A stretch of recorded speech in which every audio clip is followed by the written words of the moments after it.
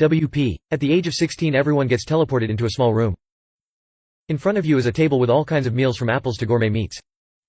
Whatever you take a bite of will determine what superpower you'll get. You are the first person to take a bite of the table itself. Part 3. The next day was a Saturday. My parents were at work, which meant that I had the whole kitchen to myself for the day. Around 11 a.m., I woke up and sent a text message to my cousin Brennan. "Hey, do you want to hang out at my house at 2 today?" He sent one back. "Sure, I can come by then." "Hey, by the way, while you're here, would you mind tasting some turnip soup I made? I'm testing out a new recipe." "Since when do you cook?" "Lol, gotta start preparing for college eventually, right? You up for it?" "Sure, I don't mind. Just as long as it's decent." Let out my breath in a sigh of relief. It had worked. Now, I just had to assemble my ingredients before he came. I had decided to choose the recipe for something called underground detection. The ingredients seemed fairly normal and unlikely to poison anybody.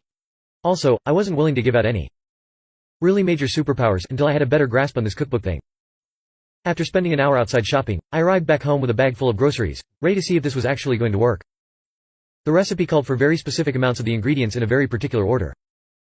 Double-checked and then triple-checked to make sure I had everything right. Once the soup was boiling, I turned off the stove and poured the creamy concoction into a bowl. Took a sniff.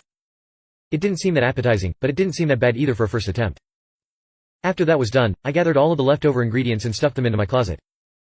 I didn't need my parents asking questions about why I had wasted money on buying stuff like chicken broth, acorns, potato extract, paprika or pumpkin seeds. At 2 p.m., Brennan showed up as he promised. I welcomed him in and walked over to the kitchen. "Well, here it is. Have a taste," said, trying to keep my voice casual. Fidgeted nervously as I watched him drink the whole bowl. In truth, I don't know what I was really expecting, but I was expecting something. Instead, he just put the bowl down and licked his lips. "Not bad," he said. "So, do you want to play Super Smash Bros. Brawl now?" I tried my best to put on a fake smile. "Sure, we can do that." The whole time, I kept watching him from the corner of my eye, looking for anything out of the ordinary. An hour passed and I was getting increasingly frustrated now. 1, because he had beat me 7 times in a row. But also, because was starting to feel like I was being made a fool of. My mind started wandering back to my history lessons. Maybe he needed a trigger. Not everybody immediately knew if they had developed superpowers. Sometimes, they needed to go through physical damage to know if they were gifted. In the past, they had used beatings. Nowadays, the government provided electric shock tests for any curious 16-year-old looking to see if they had superpowers. As one might imagine, there weren't many volunteers.